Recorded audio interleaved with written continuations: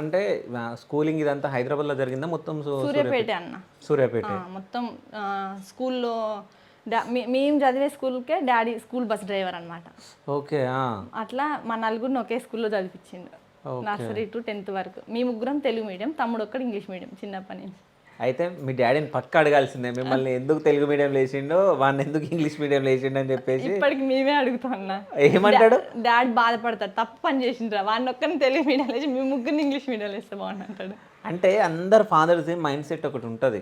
అదే అంటే నేను కొడుకునే, బట్ నేను అట్లా అనొద్దు కానీ, బట్ ఏంటంటే నిజాలు మాట్లాడుకోవాలి. అంటే కొడుకులు ఏదో పెద్ద పెద్ద పెద్ద చదువులు చదువుతారని చెప్పేసి వాళ్ళని ఇంగ్లీష్ మీడియం వేయడం.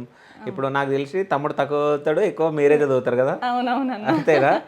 అయితే ఇంట్లోకి రాగానే సో ఇవన్నీ మొమెంటోలు చూస్తే అసలు ఇన్నిగానే మొమెంటోలు ఎక్కడి అన్నట్టు అనిపించింది.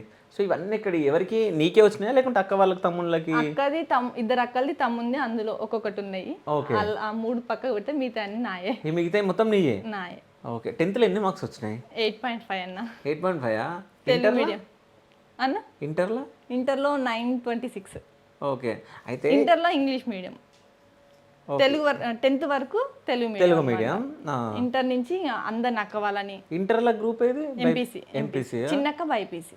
ఓకే. మీ ముగ్గురు ఎంపీసీ. అంటే తెలుగు మీడియం చదివి ఇంగ్లీష్ మీడియంలోకి పోయే వరకు కొంచెం చాలా ఇబ్బంది అయింది. ఏడ్చిన రోజులు కూడా ఉన్నాయి.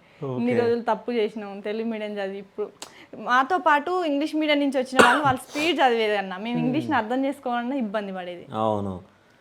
అట్లా వాళ్ళేమో సార్ చెప్తుంటేనే సార్లు ఇంగ్లీష్లో చెప్తారు కదా, ఆ ఇంగ్లీష్లో చెప్పగానే వీళ్ళు ఆటోమేటిక్గా అర్థమయ్యి వాళ్ళు ఓన్గా రాయాలన్నా ఓన్గా రాయలేస్తారు. మేము దాన్ని ట్రాన్స్లేట్ చేసుకోవాలి, లేకపోతే ఇంటికి వచ్చిన తర్వాత గూగుల్లో కొట్టి తెలుగు నుంచి ఇంగ్లీష్కి దాని మీనింగ్ ఏందని తెలుసుకొని చాలా తిప్పలు పడ్డాం. ఇక ఎగ్జామ్స్ వస్తే గట్టిగా కూర్చొని చదివేది. ఓకే.